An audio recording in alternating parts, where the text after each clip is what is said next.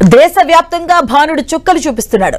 ముఖ్యంగా మధ్యప్రదేశ్, ఉత్తరప్రదేశ్ లో భానుడు ప్రతాపానికి జనం అల్లాడిపోతున్నారు. రానున్న రోజుల్లో ఎండలు మరింత పెరిగే అవకాశం ఉందని భారత వాతావరణ శాఖ హెచ్చరికలు జారీ చేసింది.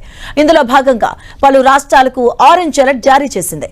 తూర్పు మధ్యప్రదేశ్, అలాగే తూర్పు ఉత్తరప్రదేశ్, విదర్భలోని కొన్ని ప్రాంతాల్లో తీవ్రమైన వడగాలుల పరిస్థితులు ఏర్పడే అవకాశం ఉందంటూ వెల్లడించింది.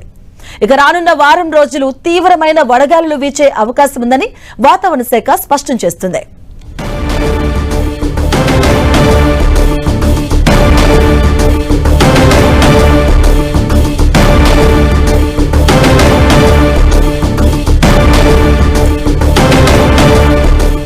ఇదే అంశానికి సంబంధించిన పూర్తి అప్డేట్స్ మా కరెస్పాండెంట్ గోపి అందిస్తారు. గోపి, పదవి దేశవ్యాప్తంగా రెడ్ అలర్ట్ కొన్ని జిల్లాలకు, అదేవిధంగా ఆరెంజ్, ఎల్లో అలర్ట్స్ కూడా వాతావరణ శాఖ జారీ చేయడం విపరీతంగా వీస్తున్నాయి. అదేవిధంగా ప్రజలు రాత్రి వేళ కూడా బయటికి వెళ్ళలేని పరిస్థితిలో ప్రస్తుతం వాతావరణం అయితే నెలకొని ఉంది. ఇంకా 4-5 రోజుల వరకు కూడా ఇదే పరిస్థితి ఉంటుందనేది కూడా భారత వాతావరణ శాఖ అయితే హెచ్చరికలు జారీ చేయడం జరిగింది. ముఖ్యంగా చూసుకుంటే ఇటు మధ్యప్రదేశ్, అదేవిధంగా విదర్భ, ముఖ్యంగా పగటి వేళ అదేవిధంగా రాత్రి వేళ కూడా విపరీతమైన ఉక్కపోత ఉంటుందంటూ కూడా భారత వాతావరణ శాఖ హెచ్చరికలు జారీ చేయడం జరిగింది. మంట గాలులు అయితే చాలా స్పష్టంగా కనపడుతున్నాయి.